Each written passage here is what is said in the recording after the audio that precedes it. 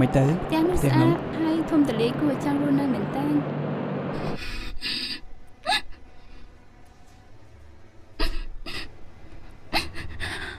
ានទូរស័ព្ទ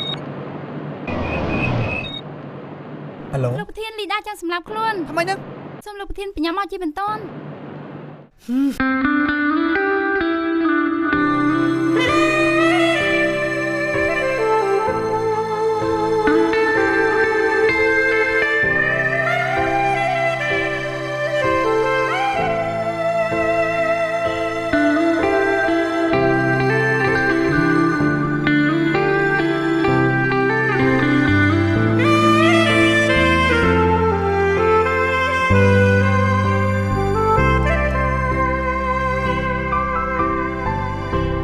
មិត្តនឹងខ្ញុំយើងបានរាប់គ្នាគ្រប់ពេលវេលាមិនដែលភ្លេចទេដូចជាបងប្អូនរួមផ្ទៃពុកម៉ែពេលដែលមានស្នេហ៍ឈួតលីទុកខ្ញុំដូចប្អូនតែបងនោះវិញមិនដេញមានចិត្តមៀបំបែកស្នេហ៍ខ្ញុំទាំងខ្លួនមានគ្នាក្បត់សងសារឲ្យនាងរីរៃដាច់ចំណងប្អូនបងសងសារមិត្តចិត្តឬស្យាប្រហាភក្តីស្ទើរមិនជឿសងយូរឆ្នាំខែថ្ងៃថាមិត្តអប្រ័យប្រឡ័យសង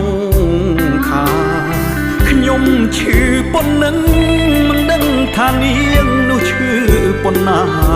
ពេលប្រុងសំណំស្មើនឹងសងខាក្បត់នាងរៀបការនឹងសងសាខ្ញុំ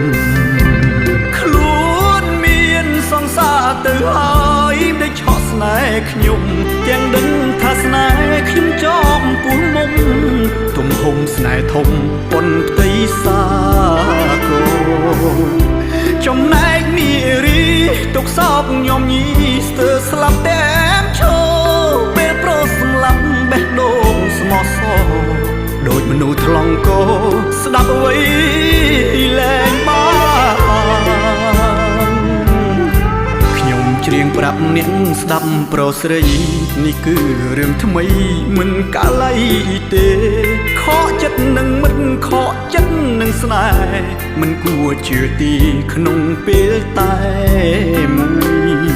ស្ទើរទ្រាំមិនបានដាច់ស្រង់កល្យានអូនទៅរួមពួយតើដឹងទេស្ងួនថាបងទុកព្រួយបេះដូងរលួយព្រោះស្នេហ៍សាមា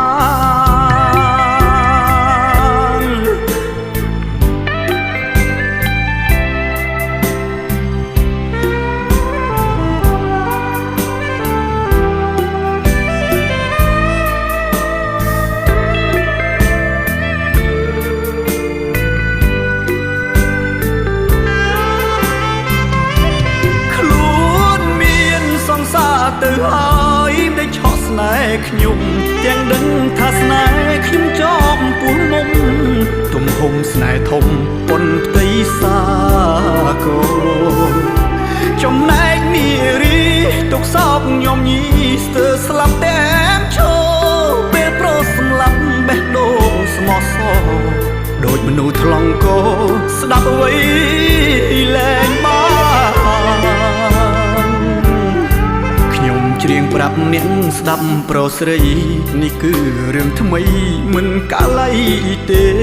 ខកចិត្តនឹងមិនខកចិត្តនឹងស្នេហ៍មិនគួរជឿទីក្នុងពេលតែមួយស្ទើរទ្រាំមិនបានដាច់ស្រង់កល្យានអូនទៅរួមពួយតើដឹងទេស្ងួនថាបងទុកព្រួយបេះដូងរលួយព្រោះស្នេហ៍សាមា